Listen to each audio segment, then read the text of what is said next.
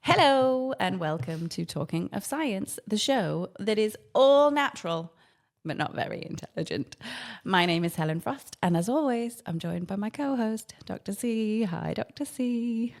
Hi. How are you today? Good. Enjoying the sunshine?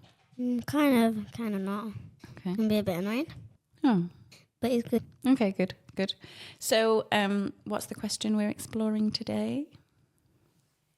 How can intelligence be artificial?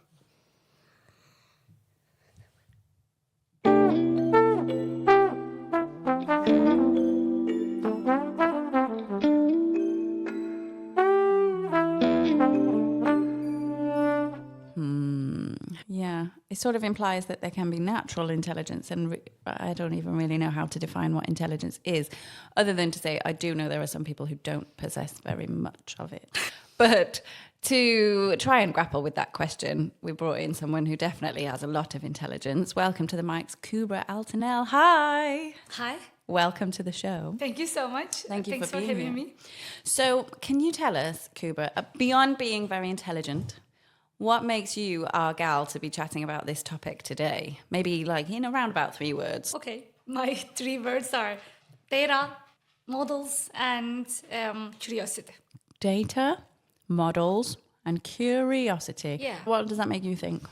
Data makes me think of like dates and stuff you need to keep track of, like a calendar, and models makes me think of like if you made a model of you, for example.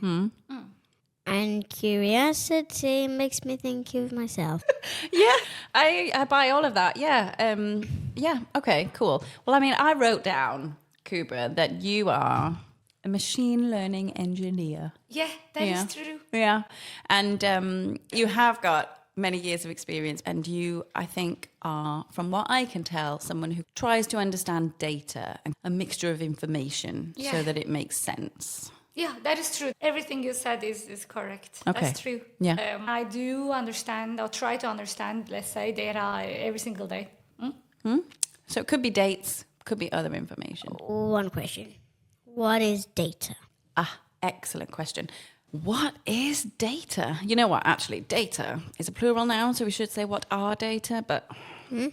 But I couldn't know that because I don't know what data is doing. Fair enough. Yeah, what, Kübra, can you shine some light? Data, what's this?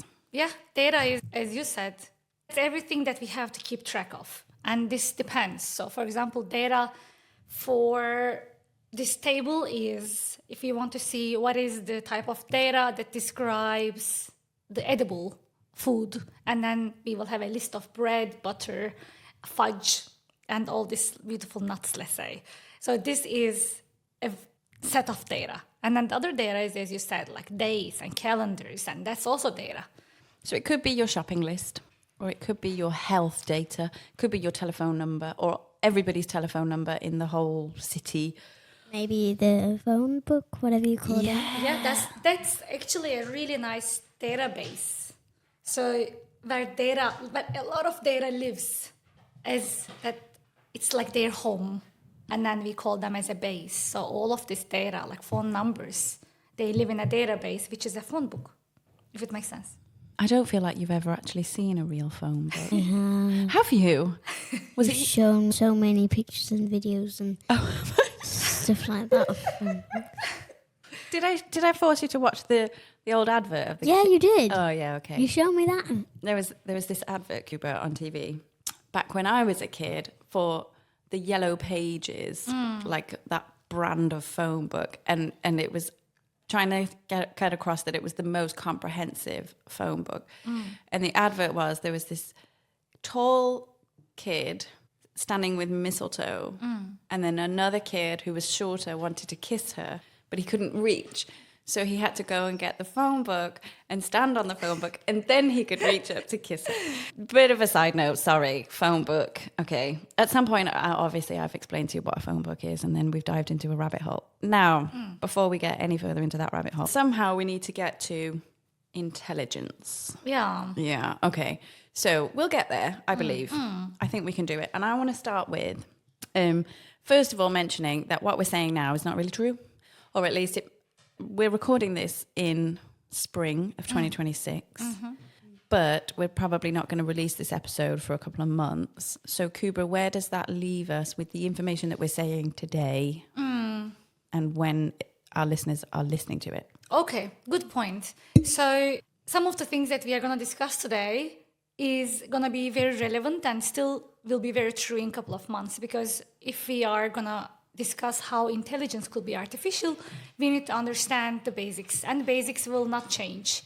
But the scale may change. How do we use them may change, or their capacity may change. Okay. So there's this thing called AI, artificial intelligence. And for most of us, that feels pretty new. And let's get a better understanding of what that thing is. What is AI? Yeah, exactly. What is intelligence? Yeah. That's a good start. Okay, but first of all, I just want to understand, when did we start to have some kind of technology that was a large language model or an artificial intelligence? Okay, so this is actually a difficult question, because the AI that we are using today since 2022 with the release of ChatGPT, the generative AI, it is a little bit different than how it looked like when it started in late 1960s. As far as I know, the first chatbot was released around 1966, and that was the first chatbot to act like a psychotherapist, but it was rule-based, so it wasn't something good. Yeah, okay, so many things. So which part? The whole thing. The whole thing. Okay, all right. Okay. So, since 2022, we have this website that you can go into, and it's called ChatGPT. And that is one of the examples of its kind, and that is called a chatbot. So, that is an interactive system that you can ask questions to, talk about something, and then it will give an answer to you as a human. So, for example, you can say, "Hi, how are you?" And then the chatbot will tell you, "Hi, Dr. C, I'm all good. How are you? How was today? What did you do?" Like you're talking with a friend or someone, and it's going to feel extremely natural. So that's a chatbot. And that is the developed, really improved version of what we were just discussing, which is first built around 1960s. Because we learned so much along the way. I mean, there has been like so many years in between late 60s and now. And the improvement that we have in this field is also really not linear. It is really exponential, because we learn more and more and more every day. And these chatbots are the confusion at the moment for some people, because they seem extremely intelligent. And they are seeming intelligent because they are. But this intelligence is not inherent, like you being intelligent or Helen being intelligent. Thank you. It is artificial because they are literally not alive.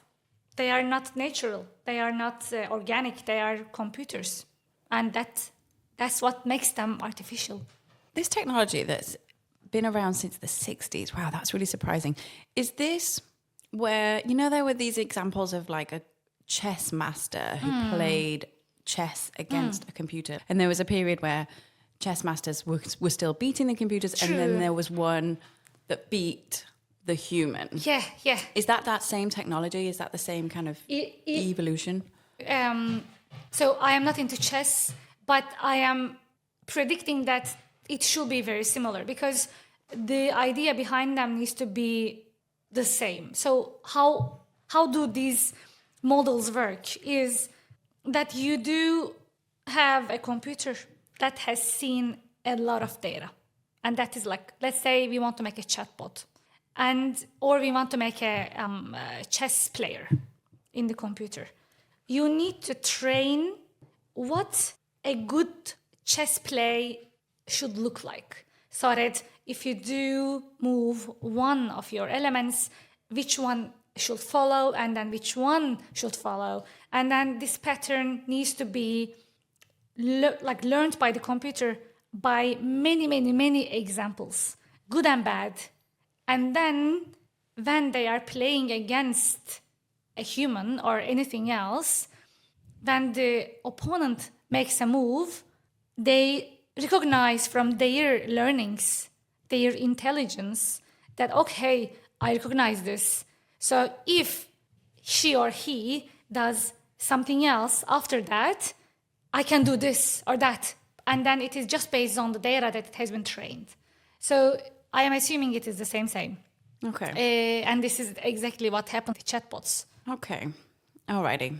So there's been slow stuff, really big efforts to make small incremental changes right in the early stages of the technology. And then we come to now, the now era, where we're seeing huge jumps, little bit more input, and then suddenly we get this doubling of the knowledge, doubling again, and big changes.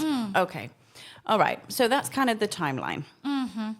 And it's kind of weird and it's hard to wrap your head around. But we're still trying to get to this question of what intelligence is and what an AI is. All right. So we've done the when. Why did human beings start to create this kind of technology? Why did people feel the need to do this? Because we can. Because it's so fantastic to be able to get answers from a machine, teaching, making something, making a computer act like they're intelligent is so much fun.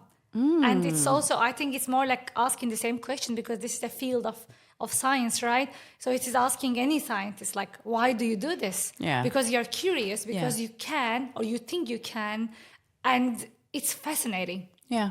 And I guess then also you predict that there will be some applications. Yeah, 100%. Yeah. Of course. And then we are using AI for amazing things at the moment. And it's only going to get more precise, more accurate, and more useful with time. Okay.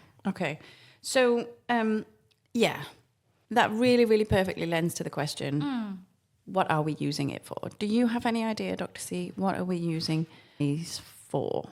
I mean, Kübra mentioned about people having chats with a chatbot. I guess that's not something that you've done. Well, I don't know what AI is, so I can't really answer that question. Okay. Should we dig into that? What actually is AI? Shall I ask an AI to come up with a definition of AI? Shall I do that? We can do it. Okay. I'm going to run it. Maybe you can do it. Me? Yeah. Okay, hold on. I'll just do the quick type. Okay. Can you see there? Here. So I've already got a chat on the go with Copilot. Okay. And I've just typed in a question. And you just need to hit enter.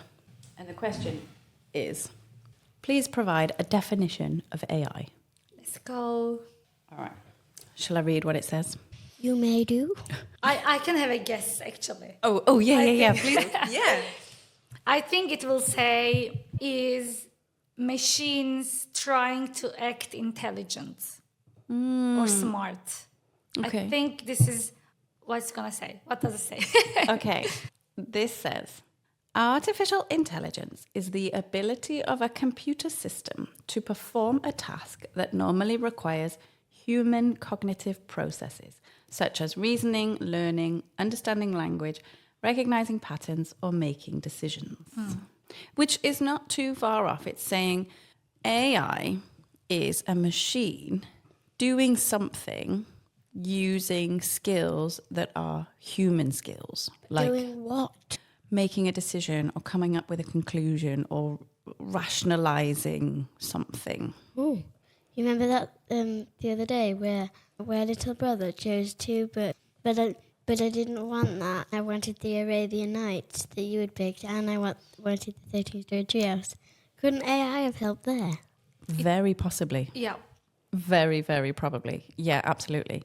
I think there are almost endless ways that we can challenge an AI, a chatbot, to see what solution it might propose for us. Okay, so, but I don't know if we've really reached a decision on what AI is. it's a machine doing human-y type things, or brainy type things. Well, yeah. So, what is intelligence? I think we can just start from there. Intelligence is to be able to adapt to new situations, I will say. So it is based on the capacity that you have to be able to adapt to new environments, new inputs, and then you are flexible enough to make something work in that environment. So I think of a person, let's say, like an intelligent person to me is a person who knows a lot about a lot of things, and then when you ask about something that they do not know exactly, they can say something which is quite right because they know a lot about other things. So their interpolation of thinking is quite on spot. And when it is artificial, it means that a human is not doing it, but a machine is doing it. That is the only difference. Okay. So it's like, a tree cannot play chess. Yeah. But we do have computer systems that can play chess.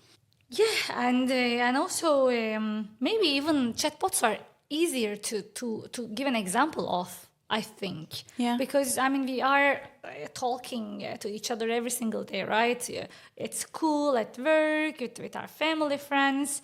And I know how you sound like. I know how, how your friends sound like when you talk to your best friend.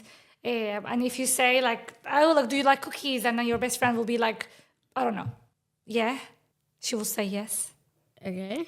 Yeah. So you know that. Yeah. And this is a form of intelligence because you know. And if you ask the chatbot now, as you asked, does my best friend like cookies? Well, the chatbot will say probably because majority of people likes it, but it will not exactly know if your friend likes cookies or not. So it's not 100%. It is just making a prediction based on the data that it has seen before. And this data is human data. So it had a lot of books. Like imagine this chatbot that we asked the question that has been trained by maybe like tens of millions of books. Wow. So like, I don't know how much, like mountains of books, let's say, or I don't know, maybe like thousands of 5-story buildings Worth of books. Yeah. And then when you ask a question, it says, well, based on the patterns that I learned, and these patterns are, let's say, on internet, like the data that it got the information from when it was training, most people like cookies. Cookies are being liked by people. Children like cookies. Adults like cookies, And then among this data in this pattern, which human likes cookies? Comes up a lot. So when you ask a question, does a random human like a cookie? Then the answer is with high chance, a high probability that they do. And then it will say, yeah, probably. We can actually try. Yeah, let's give it a go. Yeah, let's go. Does my best friend like cookies? And then, yeah. But I don't know if my best friend does like cookies. How could you not? I don't What are they? Well, what would your prediction be? No. You would predict no. Yeah. Because she doesn't like chocolate. Oh my goodness, she's against the odds. My little chatbot over here, it hedged its bets. It said, I'm going to need a bit more data. There you go. But what type of data, let's say? And then what type of data do you think it needs to make a better prediction? Because every answer that we got from this chatbot is a prediction. So it needs to ask about your age, I assume.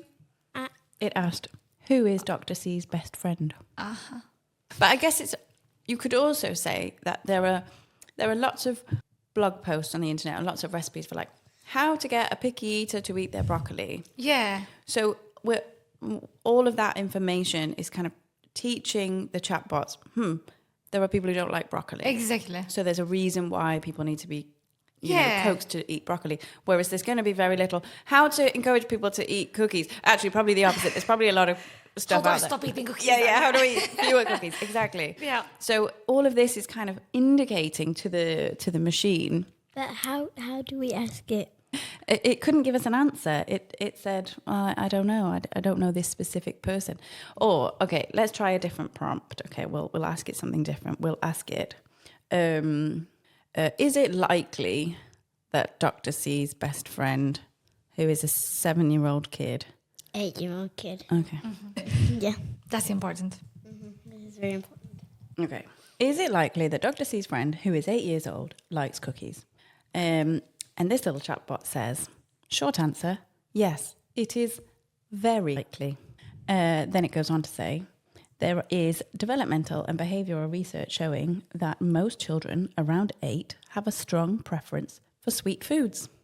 She does have a very strong preference for sweet foods, but just not chocolate. Okay. Yeah. Well, it got it wrong. But there you go, it got it wrong. But it is the odds. And that's it. Yeah. Okay. So can we dive into that? That it's making a prediction based on probability. That's true. Yeah. What does that mean? Okay, that means that when you ask a question to this chatbot, it doesn't see the words. It doesn't understand. So, okay, let's roll back. It is not easy to describe, but I will try. So we asked the question and we said, does my best friend like cookies? And this question is translated into a pattern. And chatbot is looking into, according to the question and the pattern it has, what is the next likely word that you should see. So you ask, does my best friend like cookies? And based on the patterns that it has been trained, since most people like cookies, so most data that this chatbot has seen in its training time is positive towards cookies. So it will be like, okay, this person, my best friend, probably likes cookies, or with a very high chance of liking cookies, because the patterns that it sees, a lot of like cookies. So a lot of patterns come together. So what they do is pattern recognition. So it's a pattern recognition. Word by word. So it predicts the next word, and then the next word, and then next. So it doesn't. So when we get an answer from a chatbot, which is a long text, it is not spew out at once. It is word by word. It is a token by token, because every token has their own probability to show up. Okay. So I say, it's very simple actually. Like, let's say that you're gonna go to supermarket, and in supermarket you be the chatbot and I will be the user. I will say half of the sentence and then you will predict what I could say. Yeah? Let's go. I am gonna buy some items from the supermarket, and these items are to make a cake. So I'm gonna buy Milk, eggs, and butter. perfect. That's like spot on. And you wouldn't say spinach, right? Because why would you? I mean, because not many people make cakes with spinach. It is possible, it's lovely, but not many people do it. And this is exactly a very good AI, artificial intelligence, does to us. That based on the data is predicted, that this based on the data that it has been trained, just recognizes the patterns, word by word, because you start with milk. Milk is a very high probability to be in a cake. And then after milk, you need to put eggs. And then based on the patterns, if the chatbot has been seen in training, milk, eggs, and then next thing is butter, because that is the most highly, the most likely word to follow after milk and eggs. Yeah. So we see butter. So is that different to the way that human brains work? I don't know. I don't know. So AI so artificial intelligence is like a big umbrella, right?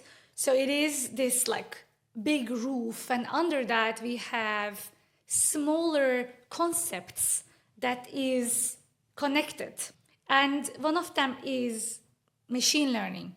And in machine learning, we do a more specific, and we still do pattern recognition. We still do predictions based on the data that we learned in machine learning. And then we use neural networks, and neural networks are actually trying to mimic the human neurons, so that we have layers of neurons which transfer information from one layer to another if it is a deep model. So yes, we try to mimic, and that is the reason why generative AI, in this case, these large language models which generate text, feels human. Because they create an answer so good, so like human-like, so quickly, and it makes so much sense. But we forget that they actually do not know. Yeah. They don't know, they have no idea. It's like a person who read thousands of millions of books, but has never been to real world. How have you not been to the real world? Well, it's about imagining a scenario. Like, imagine if there was a person who was just locked in a room and they just read books. Like, I don't know, Rapunzel, wasn't that the thing? Rapunzel was like locked in a tower, locked in a tower by an evil witch. True. With loads of books, access to all the books in the world. Okay, Rapunzel didn't have access to all the books in the world. Well, Okay. in this made-up scenario, Rapunzel, somebody was locked in a tower. It doesn't matter who. They were locked in a tower by an evil witch, and they had all the books and nothing else to do, and no ability to go out into the shop. And then, so they read books about like people going shopping, and then one day someone came and said, "Right, let's go shopping." And they were like, "Oh, I know all about shopping. I know we need milk and eggs and butter." That's exactly the case.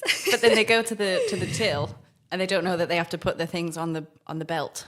Yeah, because they have never seen it. Yeah. There you go.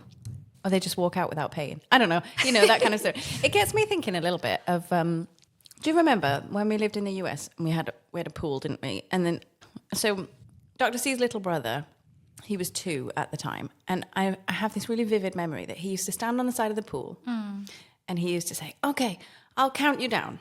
And then he would say, 1, 3, 11, 18. And then you were expected to jump. Because in his mind, he knew, okay, I have to shout some numbers. But he just had no appreciation for the fact that there's a sequence, like there's just a convention. It's 1 followed by 2 followed by 3 and then no more. And he was just like, you know, I just throw out numbers. I know they're numbers. So there you go. I gave you what you needed. Yeah, why not? Yeah. But that's because he didn't have the wealth of experience that comes from years of just living at that point. Is that kind of how it works? Yeah. And that is really important to emphasize, because when you talk with a chatbot, ask these questions, and then let's say you want to really learn about something, and that's amazing because they hold the intelligence that a human can. It's not humanly possible to hold this amount of information in our capacity. It's just not possible.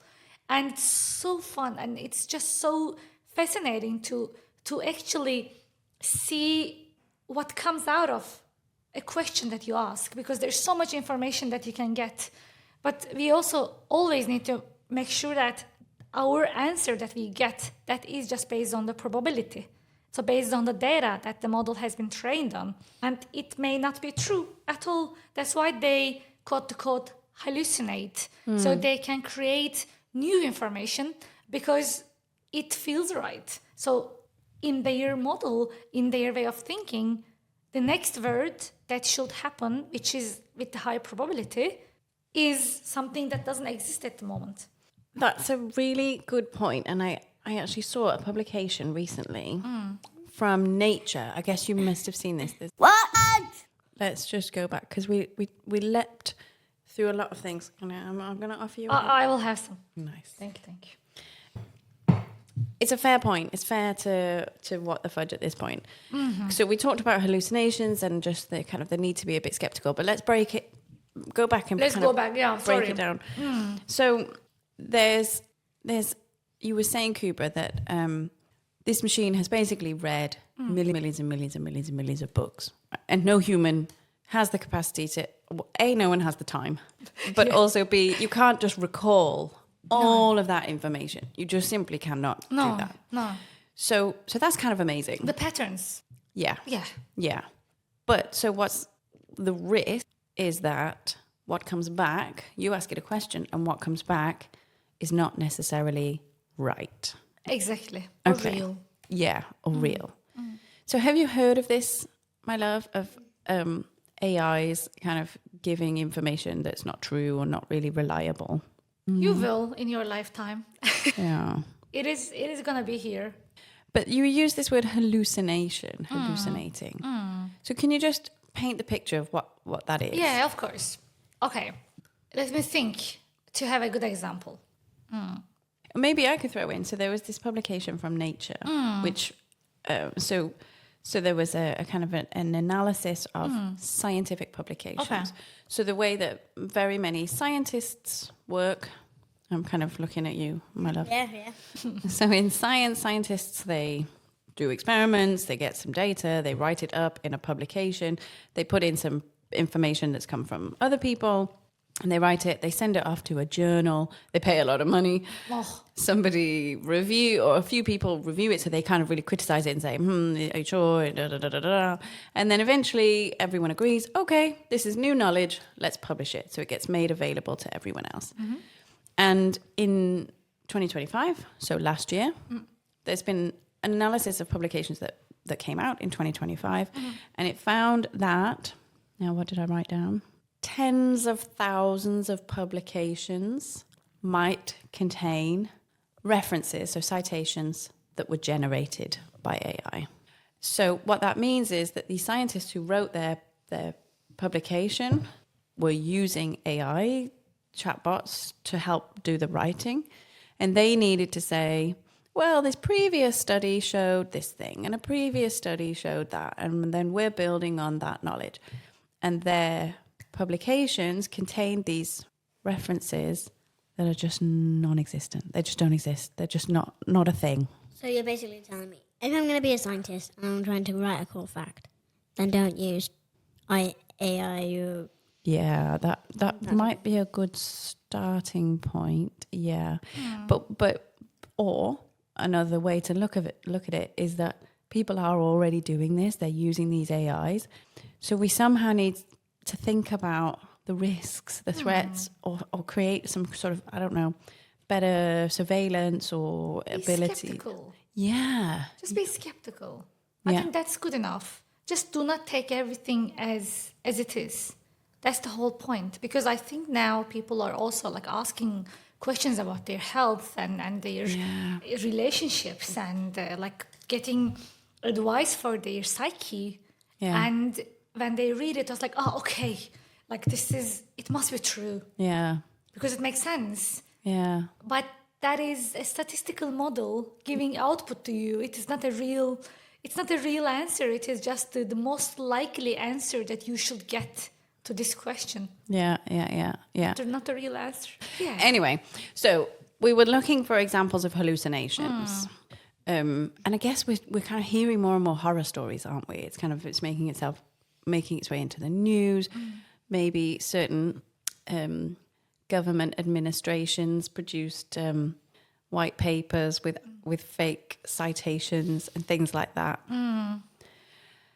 And I think that's maybe like if we say, give us a countdown, 1, 3, 11, 18. It's like it's not right. Yeah, and he used to shout it really enthusiastically, didn't he? 1, 3, 11, 18. And then just expect you to go. Okay, so what do we need to think about as users, as potential users, or people who are, living in the world of AI?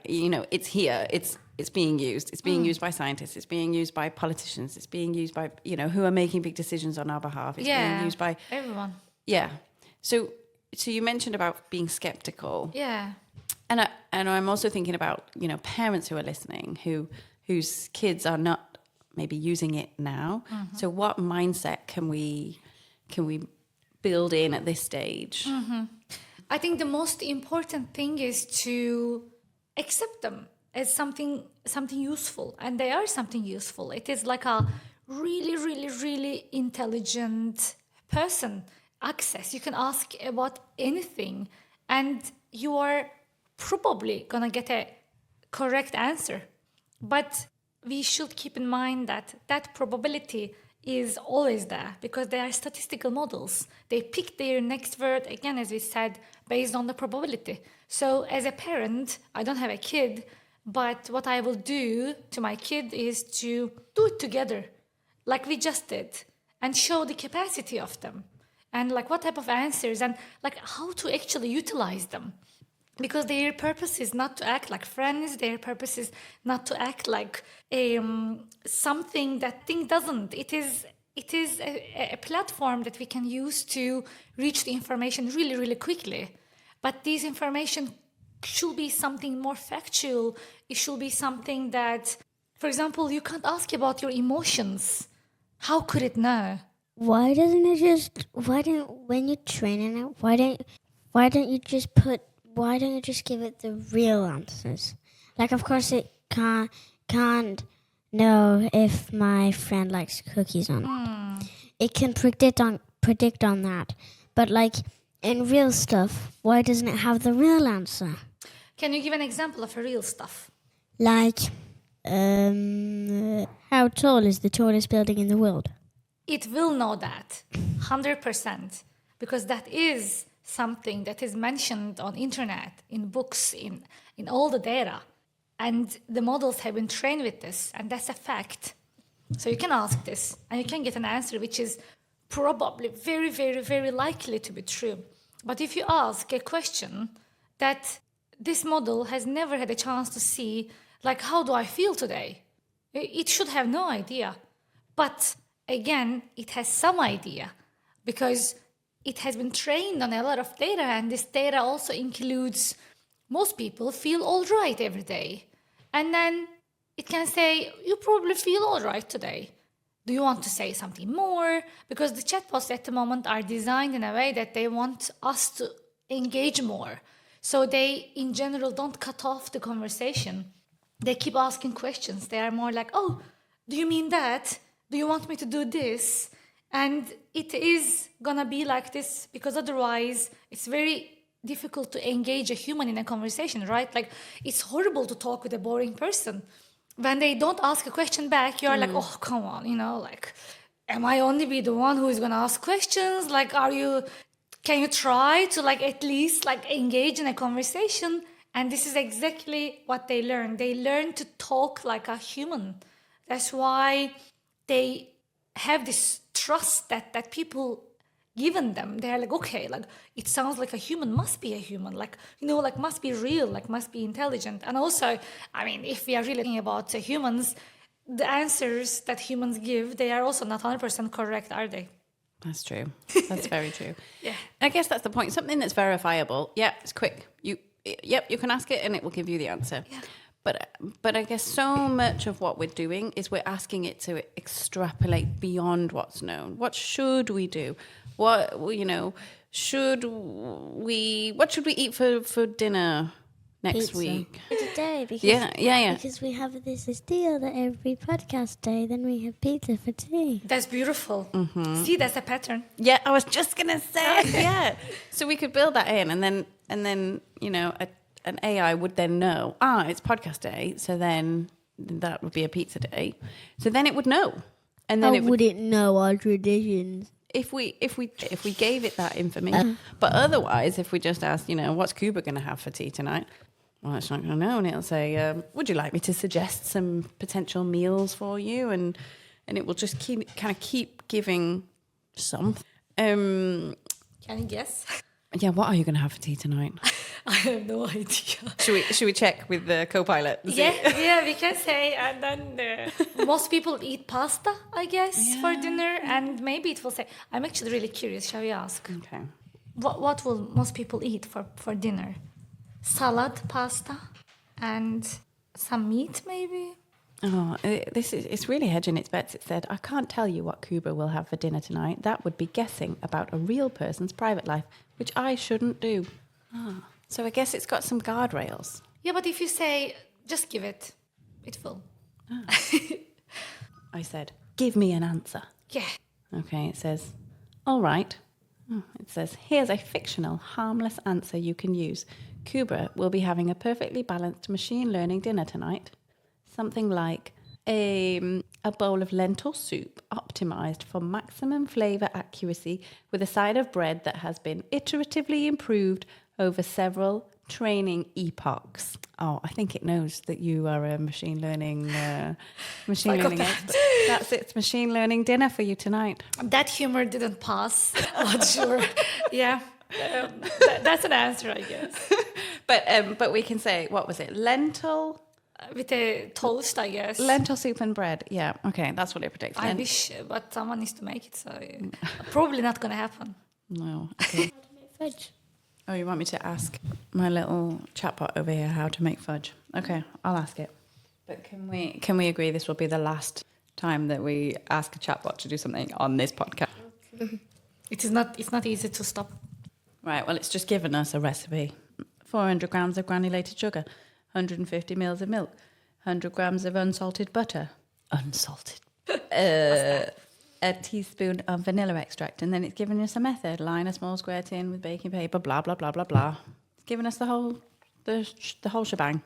I think what I was not expecting, but I think we're starting to see the addictive nature of this technology. Yeah. And I'm actually kind of scared. Like, this is the first time that Dr. C has been exposed to this technology. Mm-hmm. And you're like, try it again. Ask it this thing. Yeah. Do this next thing. But I guess it's a novelty. But it is a bit scary, right? There are some risks. Yeah, there is. And the biggest risk is misinformation, of course. But other risks are, it's also addiction. Misinformation? Do you know that? Yeah. Oh, yeah. Hit us with a definition then. Come on. Like information that isn't true. Oh. Correct. Okay. Yeah, okay. Yeah, all right, fine. But yeah, so the risk of misinformation, tell us more about that. Yeah, it is the same thing that we talked about. So you have an answer, and this answer looks real, feels real, makes sense to you. I guess it's kind of plausible, right? It's Yeah. like, I buy that. Yeah, okay, sure. Yeah, exactly. And this can be really dangerous if a person asks about, let's say, their health. Let's say, you ask like, I had a tummy ache today, and also yesterday, and then, I don't know, my right foot started to hurt midday yesterday. Are they connected? Okay. And then the information that you can get based on the patterns, there must be something in these tens of millions of books and data, like data points that it has seen in the training, that there is like at least one pattern that connects them together. So the answer could be a very low probability answer, but you will get something. And some models can say, I do not know. And that is also something that the builders of the models can have an effect on. And this is how it should be. Because at the moment, this conversation goes on that when people want to help psychological help from the chatbot, and then say, act like a therapist, act like a cognitive therapist. And it says, okay. And now you can say, you are a therapist with 30 years of experience in fixing, not maybe fixing is the right word, but like treating this and that. And then the chatbot will say, okay, I'm ready. What's the problem? And then you can have back and forth. And with licensed physicians, they are liable by law of like what can they say, what can they do to the patients. But the chatbot, the AI at the moment is absolutely free. Yeah. It can't tell anything. There's nothing. And we are lacking so many regulations on AI because it's just so new at the moment. But it is gonna be there. We will have regulations around it. We will have regulations on what it can and can't say. Yeah. I guess it's a little bit like the lessons you learn in a playground, right? Like you learn, don't you, as a kid. It's kind of not a very good idea to tell someone that they're ugly, because you might get punched in the face. Like you just kind of learn. You never got necessarily told you should not someone ugly or whatever. But you just learn that through life, right? Yeah. But I guess these chatbots, they did not go to school and get praised. No, but the experience is the training. And also on top of the training, like on top of this like tens of millions of books, they also So that's training part. And then you have the fine-tuning part. And the fine-tuning part is actually so many humans checking the answers that comes from chatbots and then assigning them true or not, or good or like okay or like wrong. And that is a part of training before it has been released. So it is not just millions of books, but also this fine-tunings of the model that is by the human feedback, real human feedback. Okay, so there's like a verification step. Yeah. Okay. Now I have a little question. Is it the chatbot that reads all the books, or is it someone that reads all the books for it? Because then it first needs to be able to read. Very good point. That's an excellent point. So no human, as Helen said, can read tens of millions of books, right? So that's not a human at all doing it. But these are computers. And imagine, like, what is your favorite supermarket here? Is it around? Let's say, like... Yeah, we're kind of... Dr. C and I are kind of snobs. We have a menu. Just over here. Perfect. There are other shops that we kind of go to on a more regular basis because they're cheaper, but we do actually really like the menu. I love menu as well. So let's say menu is like a certain size, right? Like menus are middle-sized supermarkets. Imagine like thousands, tens of thousands of them, full of computers. So these are the ones that receive the information. And this information is the information that we talked about, like fudge and cookies and like, I don't know, calculations and anything that exists in this world. Like you mean every single weather pattern, weather data, every single plane journey that's ever taken place, like everything that we write down, every single song lyric, movie transcript, poem that's been written, all of Shakespeare, right the way through to whatever, J.K. Rowling. Yeah. It's all written down. And then, I guess when we say it reads, it's not like flicking through pages of like physical books. Imagine that you have all this information, let's say, stored in a chip like this. Yeah. And then you insert this to a computer. And then it loads it to a computer. And this is what we call as reading. It is providing it to the computer so computer actually can do something with it. And also it's very fascinating. Like, for example, these chatbots that we are using, they have their release dates, right? Like they have different models. So different, let's say, capacities. And if this model has been released yesterday, so the data that has been trained on is up to yesterday. And if we created something new today, like this cup with like, I don't know, like with pink patterns on it, but it's the first cup with the pink patterns, it won't know. If you put a picture on it and say, what is this? It can say, oh, it looks like a cup, but it has been never seen by it. So that's also fascinating. Like if you ask for like a new song of like one of your favorite artists, it will not know because it just doesn't see it. It will, okay, I'm not aware that this person has this song. And then in the next couple of months later on, you will know, it will know because it has the opportunity to be trained by it. Yeah. Okay. Yeah. I went on a training course on using AI in the workplace. And what the trainer was saying was that the chatbot that we have, it can access the internet, so it can get kind of up-to-date information, but you can toggle off the kind of its ability to access the internet. And then this trainer, he suggested, why don't you ask it, who is the president of the United States? And all it could say was, well, based on my training data, Joe Biden was inaugurated in whatever date.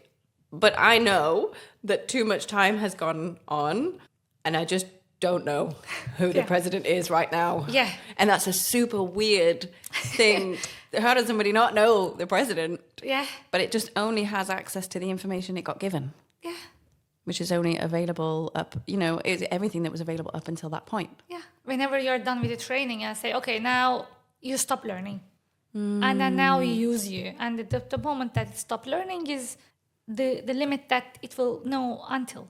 So the risks. Yeah, we need to be really careful and skeptical. Yeah. Of what we're reading and what it's giving us. But maybe also we can give an example of, let's say, one of the most useful things of AI, which is helping doctors, because there are the medical images that a human eye, a tired human like a doctor, they have been seeing, like they have been seeing a lot of, let's say, like X-rays or all the data, and they are tired after like I don't know how many hours of doing it, and then they can miss a point, they can miss a dot, they can miss a pattern, they can miss something.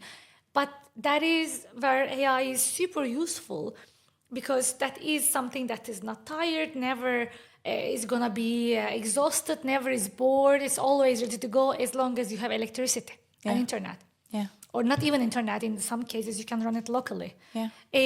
So as long as you have electricity, it's good to go. And then you can use it in your predictions. So you can see the answer that comes from AI about a medical image. And then as a physician, you can compare it with your own and then see if it is matches. And if it is not matching, you need to question both. Yeah. And if it is matching again, but it is, so there are really dedicated models which are only trained with certain images, and they are performing amazing. Yeah. In predicting the right thing when a human, like a educated human, misses it, because detecting certain subtle differences by eye is quite difficult, and most doctors are really, overworked. Yeah. So things like, a brain scan or whatever, like finding these tiny little tumor cells or something like that, like maybe on the periphery of the image, or perhaps, complicated. So sometimes these models can see what we miss. But we need that layer, right? That level of checking. Yeah. It still needs to be a smart human. Something gets flagged by the machine, seems to be something here. But we wouldn't then just send the patient in to have their brain operated on. No, thank you. Based on that data. Please don't do that. Then a doctor would come in and say, let's zoom in on that. Oh, yeah, maybe there was something there. Yeah, exactly. Okay. And now we can actually ask these models to circle things so that they don't just give an estimation on a prediction on what could it be, but why. And then they can, the model can put circles on this point, and that point in this image looks abnormal to me, and it looks like da-da-da-da-da. That's why I think it could be da-da-da-da-da. Yeah. And then an educated person needs to be okay, does it make sense? Maybe not. Yeah. So that's, to me, super fascinating. Yeah. And also, I think there is one more area that I am personally very excited about, and that is maybe two areas. One is, of course, software engineering, and the help that we get from AI at the moment is insane and so fantastic. But also the other thing is, again, with human health, which is to help us get better. Maybe with disabilities, maybe with mental illnesses, maybe with physical disabilities, and maybe with seeing and hearing, and there are so many options that are gonna just come up. Yeah. Real-time transcriptions in different languages to help people who have difficulty hearing, or or maybe are there going to be tools that help us with our balance and our walk, and say, be careful, you might not have spotted that step.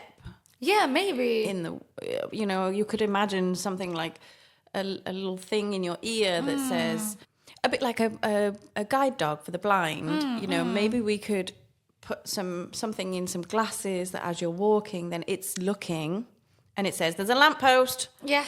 Move to the left. Yeah, totally. Something. I mean, we do have the models which can detect items. Certainly, we have models which can detect lampposts and doors, and it exists already so very much in a very high resolution. Okay. Huh. But of course, then we have this other part, which is what gets funded. So yeah. So I want to circle back to the original question about intelligence, and I want to ask you, Dr. C. Now that you've learned about what these AIs are doing, these pattern recognition devices or platforms, do you think that they are intelligent? They can tell you how to make fudge. That is intelligence. Yeah. I do. You do? Yeah? Yeah? Yeah, I agree. Cool. Did you have any burning questions? I very much do. Okay. How long does it take for one of these computer things to get trained? That's a fantastic question. For computers so these are like computers in the like filling menu-sized supermarkets, like tens of thousands of them. They could train from, depending on how much intelligence do you want, from hours to months. So the ones which are trained for months, that are gonna be like the ones that we are just now experiencing, they are the most intelligent one that knows the most, because that was just more training time, aka reading time. So months. So, like, how many months? Like, Depends, because so these models are generated by companies and they really don't release the exact numbers, but we know how approximately these numbers could be, and maybe a month, 2 months, I will say. okay.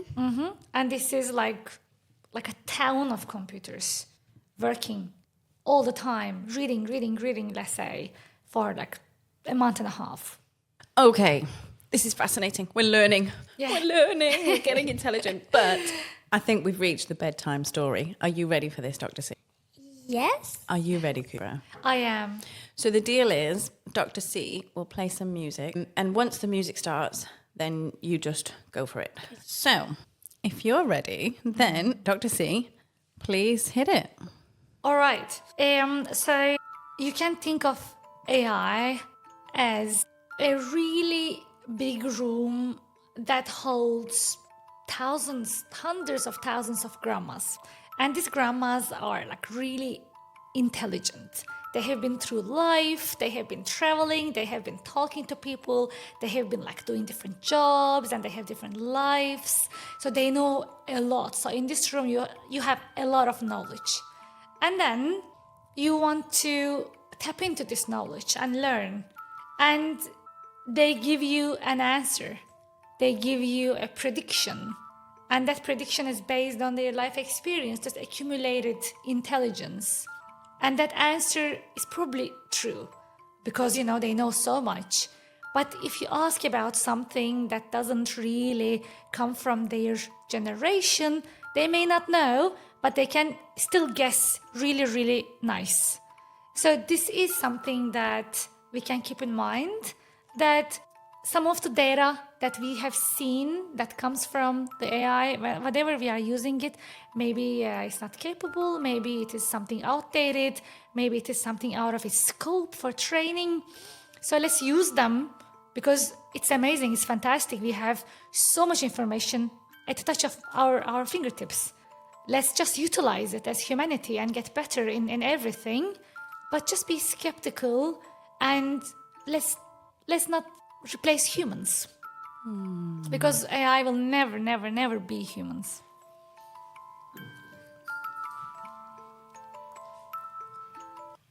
Lovely. Thank you. Lovely. I love this room full of grandmas with all their wisdom. Yeah. Thanks, Kübra, for My the story. pleasure. Now, Nice to meet you, little brother. would you like to come and sit on Mama's lap? Yeah. Would you like Mama's headphones on? Yeah.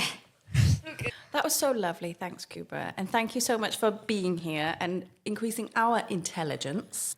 I try so much and likewise. So, if anybody wants to get hold of you, if they want to find you and learn more or kind of ask you a question, where should they reach you? They can always reach me in LinkedIn. Yeah? Yeah. Kübra Altinel. Okay, good. Thank Exactly. you. So I also have to say a big thank you to Nilesh, always bringing up the intelligence level on this show behind the scenes. And thank you, listeners, for joining us here today. For more talking of science, you can catch up with all our previous episodes wherever you're listening to this. And you can find us on Instagram and LinkedIn for more science and parenting nonsense. And finally, Dr. C, to you. In the future, maybe you could train as a large language model. because you already answer questions quite confidently, even when you're not entirely sure why. But maybe you actually need to be a grandma to do that. Thanks for listening. Bye. Bye.